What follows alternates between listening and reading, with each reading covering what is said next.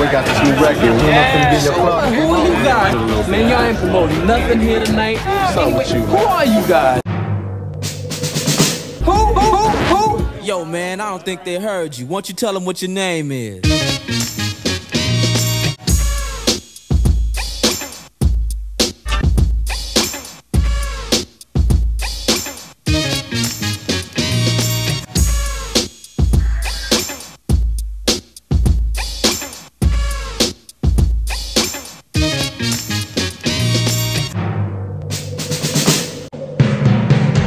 What's up, everybody? This is Raider Earn, and guess what? We're back. Now let's check out what's on this week's show. This week's show will feature a first quarter review. We will also take a look at the NFL's possible move to Los Angeles. Who will it be? Oakland, St. Louis, or San Diego? Go f yourself, San Diego. We will also preview the big AFC West showdown between the Raiders and the Broncos. So what's up, everybody? My name is Raider Earn, and this is the SoCal Raider Report. Well, it's been a while. Haven't really wanted to talk about the Raiders, but guess what? Say what? After the first quarter of this season, I'm ready to say something.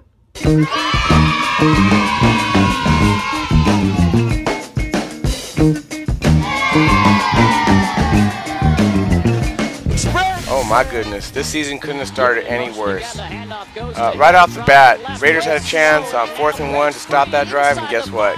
Nope, couldn't seal the edge, and they walked right in. That was the beginning of the end. Things only got worse from here. Derek Carr sustained an injury, which left us with our backup, who is not that good, to run the rest of the game, and this thing got out of hand quick. At one point, our first-round pick, Amari Cooper, got his head slammed into the turf by Adam Pac-Man Jones, who did not receive any suspension or fine.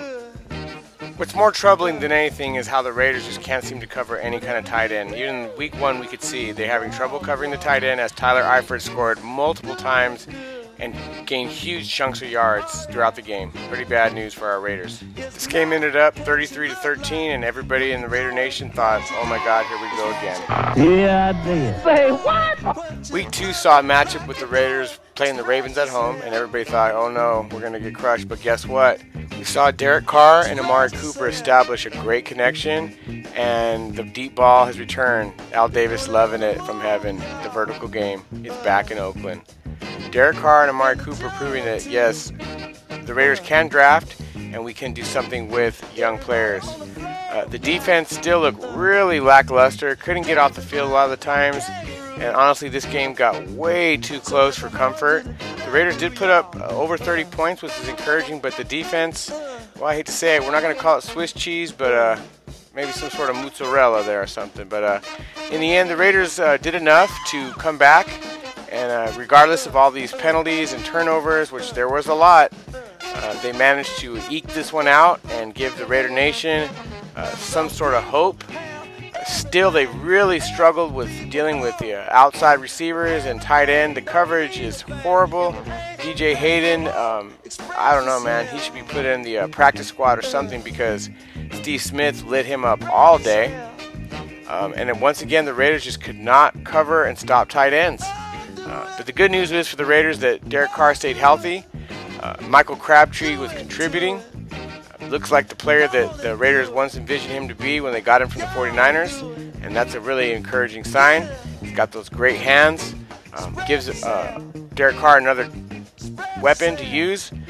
Along with other people that like Seth Roberts and Andre Holmes. But, you know, turnovers were still an issue. And at the end of the game, it got really, really sketchy. The good news is that the Raiders got a penalty on that play and were able to secure the win with a touchdown to Seth Roberts, and that was amazing. Because, man, how many times have we watched the Raiders lose these close games and we walk away so mortified. But thankfully the Raiders won this one to even up the record at 1-1. From here, the Raiders had to hit the road. It's on the way to Cleveland they went, and haven't won a game in almost 5 years on the East Coast. And today was the day, because Amari Cooper really had a handle on the secondary for the Cleveland Browns, and so did Derek Carr. Running wild all day, pretty much established himself right off the bat as one of the top young receivers in the league. And Derek Carr showed a lot of poise in the pocket all day long. This Cleveland Browns team was supposed to have a really good secondary, but if you asked Amari Cooper, it looked like a joke. He was running wild all day. Also, when it really counted, the Raiders got some huge plays out of Lavicious Murray. They got some huge plays out of people like Andre Holmes. They got huge plays from the defense, finally stepping up and making big plays. So it was a big day for the Raiders overall. And like I said, they're trying to secure their first win on the East Coast in a long time. It was not easy, but the Raiders finally were able to pull it through and show that they can win on the road, and that this is a different team than last year. In the last couple years, last few years were just forgettable, but this year was something else. Seth Roberts is a revelation this year, a new young player, and Derek Carr showing that he has definitely matured. As you head into the third quarter, you think, well, 20-3, looks like we got this game all wrapped up, but you know, the Raiders, they never want to make things too easy. Still struggling with dealing with tight ends. This guy Barndridge is just a nobody, but again had a career day against the Raiders secondary that just cannot get it together when it comes to the tight end. And nowadays in this league where double tight end sets are the norm, that's kind of troubling, because you think, wow, what's going to happen when we have to play a team that has good tight ends, let alone some bum like this guy. Marcel Reese keeps showing that the Raiders need to use him more often, not doing it enough. With him, he is a 5 yards per carry guy, and if he's catching a pass, it's going to be at least 15 to 20 yards, so we've got to get him the ball more. Into the fourth quarter, this was again getting nervous time. Cleveland starts coming back. As good as a game as Amari Cooper had, he still had a huge turnover here and made everybody in the Raider Nation take a gasp and wonder, oh my God, are we going to blow this game with 7 minutes left? Pretty scary, but the good news is that regardless of these little scores, the Raiders were able to pull this game out and were able to secure their first win on the East Coast in years. It was not easy. Again, a lot of little stupid penalties, a lot of stupid mistakes, really ended up costing the Raiders so much. But the good news is we got enough little lucky things like this turnover to kind of steer the game the way that we would hope it end up being with the Raiders winning. Again, these lucky things, they don't happen often, so the Raiders have to take advantage of these opportunities as they come. And as you see, there's frustration on the Cleveland Browns' part because they're not a bad team either. And this is not a wretched team, although right here, the game was secured by Charles Woodson, the old man, the old myth, the old legend, Sir Charles making it happen, securing that win with the timely interception to secure that Raiders win. First in a long time on the East Coast, 27-20. That was awesome. So week 4 saw the Raiders travel to Chicago to play the Bears. That's a lot of traveling for a young team. But anyways, the Raiders head into Chicago thinking they're going to see Jimmy Clausen. Instead, they run into Jake Cutler, who was shredding the defense. Okay, this team's not that good. Guess what? Either are we. The reality is our secondary is a mess. We got a lot of big injuries and not a lot of depth. And what that equals is a disaster. We're lucky that this game was close thanks to this blocked. It's blocked! Definitely blocked.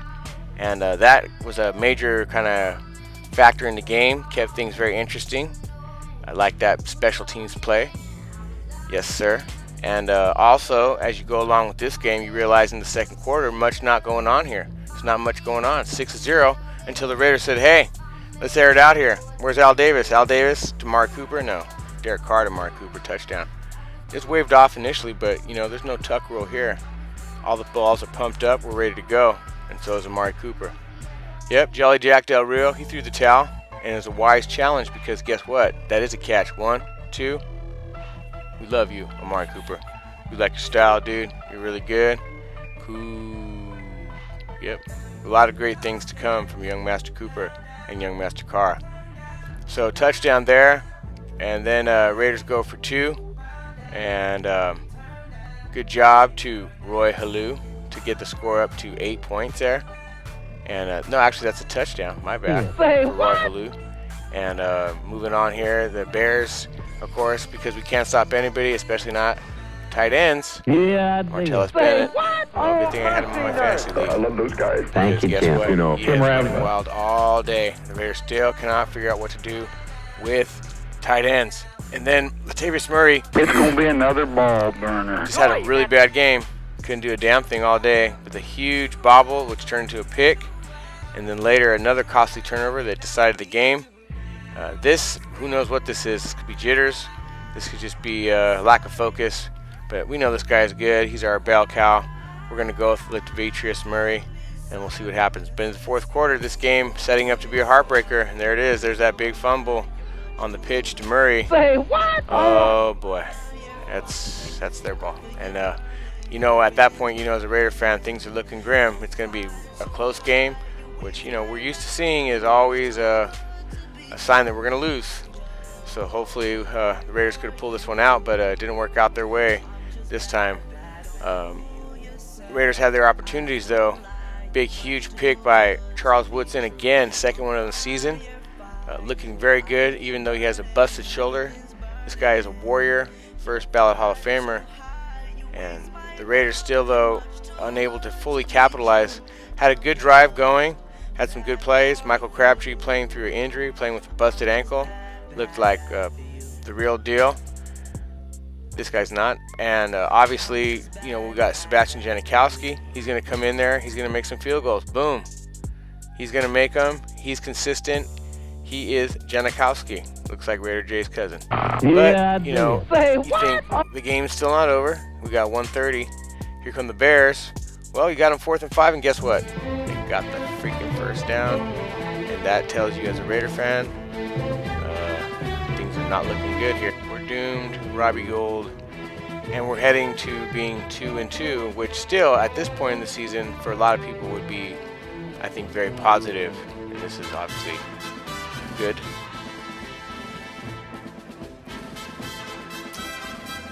So heading into next week, the Raiders are 2-2.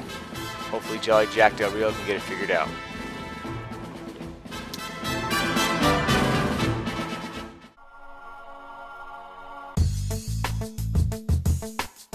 So the next big part of our show this week is featuring on the NFL coming back to LA. Now, I mean, to me, I think it's a big joke. I mean, the obvious choice to come back to LA is the Los Angeles Raiders. We're the only team that won the Super Bowl in LA. And yeah, the Rams played for a lot of years in the Coliseum, but everybody that knows football and knows LA knows that the Rams abandoned LA for Orange County. And I hate to say it, but We won't say it again. I bet I do. Okay. Chris? I'm gonna hold it and walk around the stage and we don't want them back. So you can take all your fake propaganda and all your fake polls and all that nonsense, the few spoiled rich kids that made this bring back the LA Rams nonsense. Listen here, guy. We don't need all your noise, okay? We've heard it all before. You can manipulate social media all you want, but the proof is in the pudding. Go up and down the streets of Los Angeles and you will see all Raiders fans.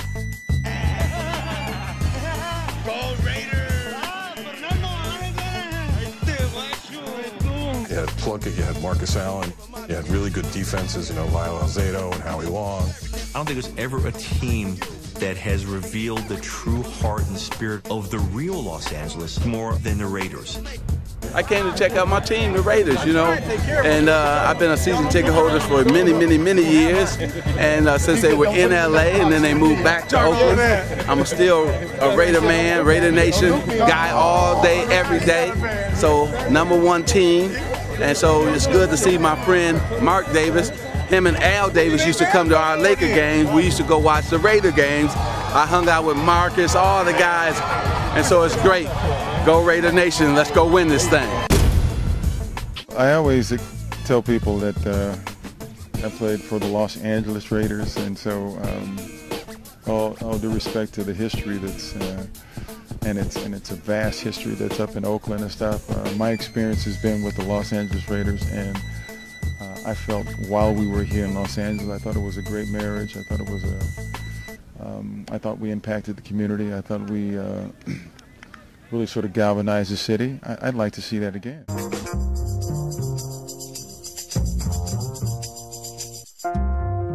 Y'all gotta remember, the Rams left the LA Coliseum for Orange County in about 1980.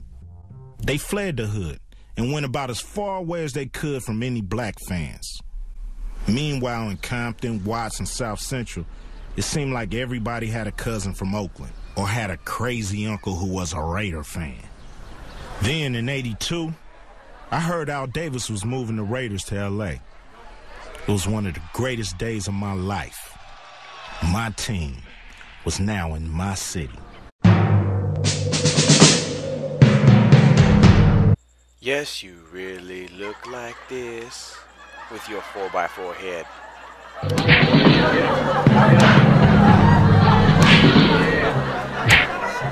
What's going on, everybody? SoCal Raider Report is back on the air. We are ready for the big Raiders-Denver matchup. Well, the Raiders got a tough matchup this week. They're going against Denver at home. Derek Carr is going to go against big head Peyton Manning. And for the last few years, and the Denver Broncos have straight owned the Raiders. This is a different team. This is a team that is being coached by Jolly Jack Del Rio, who came from Denver, was their defensive coordinator and at times their interim head coach. So he knows the system that they run on defense. On offense, Peyton Manning is not the same guy he has been. He has been extremely slowed down. He has a 4x4 head. He also has a poor offensive line, and the Raiders front four can mash you. So I'm saying that don't be surprised if this game goes the Raiders' way. Well, who knows? But hopefully just win, baby.